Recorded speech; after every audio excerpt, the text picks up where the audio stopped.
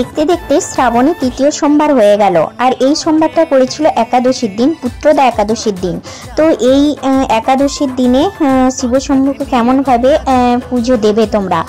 তো চলো তোমাদেরকে প্রথমে ইন্ট্রোটা করে দিই। আমি সুস্মিতা, নতুন একটা ভিডিওতে তোমাদেরকে অনেক অনেক স্বাগত। তো আজ ছিল সোমবার, তো সকালবেলা স্নান করে আগে সিঁদুর করে নিয়েছি। কোনো পুজো করার আগে সিঁদুর করাটা জরুরি। তো এক গাছ ফুল ফুটেছিল, তো গাছে ফুল তুল নিলাম। তারপর আমি দোকানে গেছিলাম, ওখান থেকে দুধ দই নিয়ে আসলাম পঞ্চামৃত বানানোর জন্য। তারপর এইদিকে আমি ঠাকুরকে জাগালাম। তো কোনো সকালবেলা যে আমরা পুজো করি, সেই পুজো করার আগে ঠাকুরের গায়ে আচমকায় হাত দিতে নেই। তাকে আগে ধূপ জ্বালিয়ে ঘন্টা বাজিয়ে জাগাতে হয়, তারপর তাকে গা মোছানো হয়, তারপর তাকে প্রসাদ দেওয়া হয়, চন্দন পরানো হয়, প্রসাদ দেওয়া হয়। তারপর এইদিকে আমি গোপসোনাকে আজকে স্নান করাচ্ছিলাম, পঞ্চামৃত দিয়ে স্নান করালাম। দুধ, দই, ঘি, মধু, চিনি পঞ্চামৃত বানিয়ে স্নান করালাম। তারপর এইদিকে চন্দন দিয়ে গোলাপ ফুলের জল দিয়ে তারপর নর্মাল জল দিয়ে স্নান করিয়ে দিলাম। তারপর নতুন ড্রেস পরিয়ে গোপুকে গোপালের জায়গায় বসিয়ে দিলাম। এরপর আমি শিব শম্ভুকে স্নান করাবো, শিব শম্ভুকে পঞ্চামৃত দিয়ে স্নান করাবো।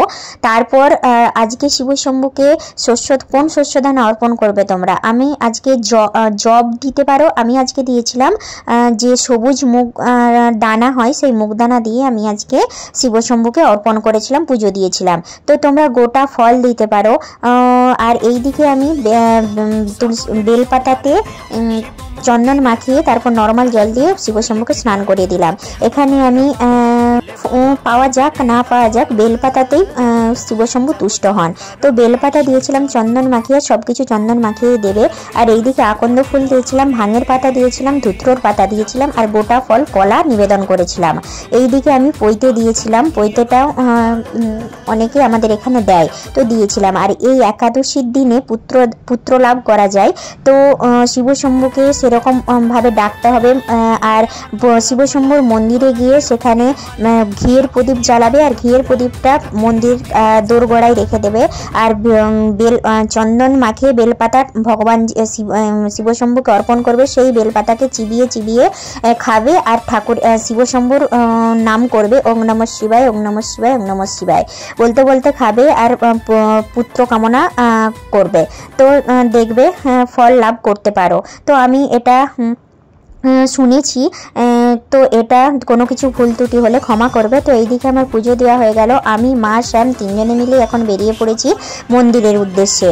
তো আমি এইখানে পঞ্চামৃত বানিয়ে নিয়ে যাচ্ছিলাম, আর বেলপাতা ফুল নিয়ে যাচ্ছিলাম। এইখানে আমি ঘিয়ের প্রদীপ জ্বালিয়েছিলাম। ঘিয়ের প্রদীপ জ্বালানোটা খুব দরকার এই শ্রাবণ মাসের সোমবারেতে। তো এটা ছিল শুক্লপক্ষের সোমবার। এই দিনে পুত্রদা একাদশীর দিনে পুত্র কামনা করে করতে পারো, পুত্র লাভের সম্ভাবনা থাকে। তো যদি কিছু আমার ভুল বলে থাকি তাহলে তোমরা অবশ্যই আমাকে ক্ষমা করে দিও।